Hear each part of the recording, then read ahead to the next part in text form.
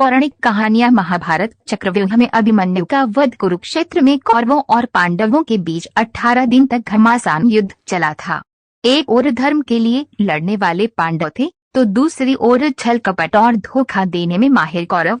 उन्होंने छल से युद्ध जीतने के लिए एक रणनीति बनाई।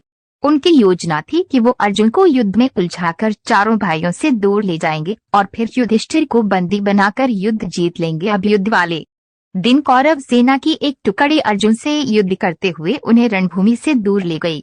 वहीं गुरुवार द्रोणाचार्य ने युधिष्ठिर को बंदी बनाने के लिए चक्रव्यूह की रचना की, जबकि पांडवों में सिर्फ अर्जुन को पता था कि चक्रव्यूह को कैसे तोड़ना है। अर्जुन के दूर जाते ही गुरुवार द्रोणाचार्य ने पांडवों को ललकारते हुए कहा कि या तो युद्ध लड़ो या फिर हार मान लो। युद्ध के नियम के अनुसार युद्ध लड़ना जरूरी था। यदि युद्ध न करते तो भी हार जाते और युद्ध करते तो भी हार निश्चित थी। अब धर्मराज युधिष्ठिर को कुछ सूझ नहीं रहा था कि क्या करें और क्या न करें।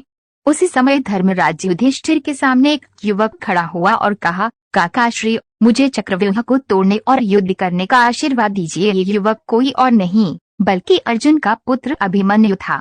अभिमन्यु अभी मात्र 16 वर्ष का ही था, लेकिन सभी जानते थे कि वे युद्ध कौशल में अपने पिता के जैसा ही निपुण है।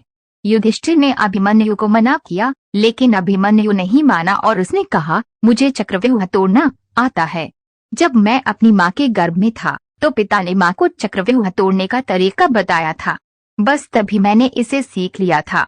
मैं आगे रहूंगा और आप सब मेरे पीछे पीछे आइए। हार मानकर युधिष्ठिर ने अभिमन्यु की बात मान ली और सभी युद्ध के लिए तैयार हो गए। सबसे आगे अभिमन्यु था और बाकी सब उसके पीछे।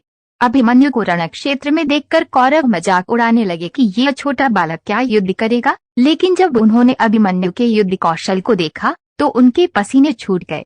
आगे बढ़ते हुए अभिमन्यु ने दुर्योधन के पुत्र लक्ष्मण का मार गिराया और चक्रव्यूह में प्रवेश कर गया। उसके चक्रव्यूह में प्रवेश करते ही सिंधु के राजा जयद्रथ ने चक्रव्यूह का द्वार बंद कर दिया ताकि चारों भाई चक्रव्यूह में प्रवेश न कर पाएं। अभिमन्यु आगे बढ़ता जा रहा था।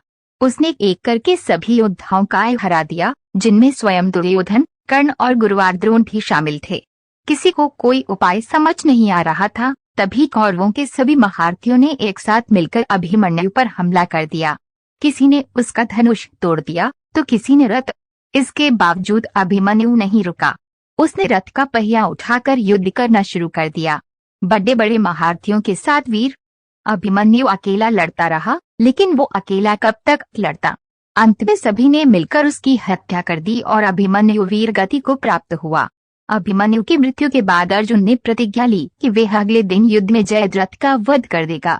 आज शूरवीर अभिमन्यु का नामकरण और अर्जुन से भी पहले सम्मान के साथ लिया